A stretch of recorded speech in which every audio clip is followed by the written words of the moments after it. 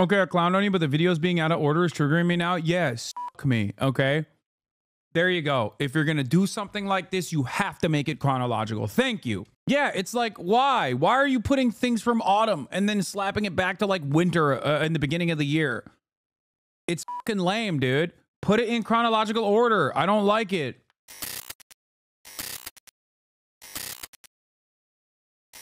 2024 is the year of elections, with at least 50 countries around the world going to the polls. 2024 is a year of what-ifs for democracies. This year's results ended in a strong showing for the far right across much of the European Union. Democracy has been surprisingly resilient. The 2024 presidential campaign went from deja vu to utter chaos. Look what happened. Is this crazy? At a time Challenger was so goated. Such a fucking gay movie. Holy shit. when the world is so turbulent, the Olympics allows people around the globe to share some common experiences. But it's athletes creating memorable moments that really got people talking this time. Dodgers have won the World Series! Rafael Nadal has announced his retirement from professional tennis. Interest in women's sports has never been higher. I didn't know that that was happening. I've seen it, yeah. I don't like it when they intersplice things that are not chronologically ordered. I can't be alone in this, right? It's a pet peeve, but I fucking hate when they do this and then they will like splice in that just happened and it's like, dude, come on, it's the beginning. Stop saying 127. It should be chronological. It's not to do with autism. Not everything I do is autism. Oh my God. Chad is gonna ruin that bit too. This summer's music scene has been dominated by a wave of young women singers. Describe a brand. Me. Very demure, very mindful. Beyonce is making history, the first black woman to top the Billboard country. I saw a post about Beyonce waving the fucking American flag on top of a horse. And someone was like, y'all, this is fascist propaganda or whatever. And I know you're not supposed to say that, but I do think that there is... there's something going on in American society. I'm not trying to be the friend who's too woke, but there is something going on in American society right now where a lot of the people that otherwise would be playing the role of like hashtag liberal resistance or whatever are absolutely leaning into like American patriotism. Maybe that puts me in the woke of the day, but honestly, I'm just noticing some cultural changes, that are occurring, and the overarching attitude from otherwise liberal media kind of caving in, capitulating, making way for unrestricted right-wing sentiment. Even if the irony in and of itself is that Beyonce is like supposed to be critiquing American culture with her art, the imagery in and of itself is like so heavy-handed that it's making me feel a little weird about it. At a time where I feel like less people are proud of being American and the only people that are demonstrably proud of being American are like racist assholes, it feels like liberal forms of art are leaning in that direction as well, to be like, no, this is a permission, like you should be proud to be American. Now, the difference, of course, is that this is not post 9/11. There is no immediate, deliberate military conquest that we are associating this wave of patriotism with. And it kind of feels like the last-ditch effort of a dying empire to be like, nah, we got one last good fight in us. That's what I think. Maybe I'm wrong. And I think I'm wrong. I probably am wrong. And don't listen to anything I say. I don't listen to music. I have just, let's say, I have noticed a resurfacing of like American patriotism or a permission structure for like some of the most damning right-wing elements from unexpected vectors, from unexpected circles, such as liberal content creators in general. And I don't know, it's a cause for unease, but maybe I'm wrong.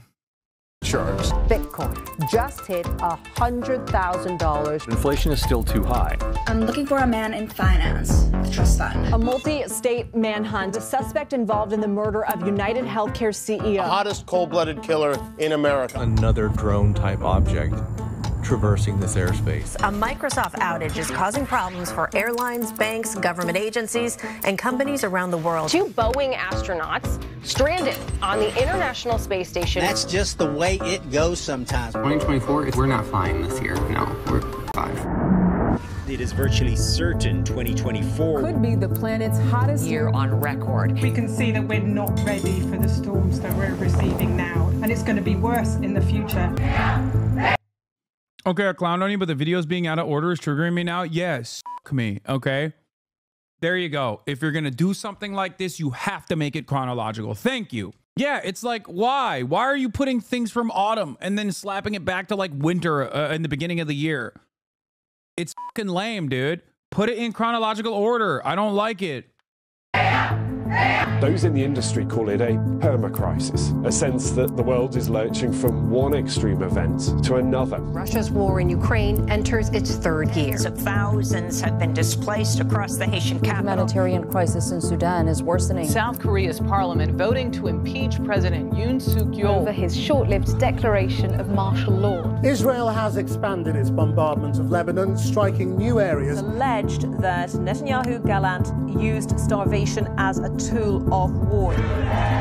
This also is this is going to come back tenfold. The unimaginable cruelty and the expedient ways in which the Democrat-backed government actively targeted and created political persecution upon those who dared criticize America's involvement with our foreign ally. How quickly the Democrats stamped this shit down. Terrifying. in the We did not get justice once again. I don't like that this is a fact of life. Screw you if you think this is a fact of life that I should just get over. And they're meant to stay in the Middle East. Decades of savage, horrific rule over in a matter of days. We have so much hope. We hope for better future for Syria.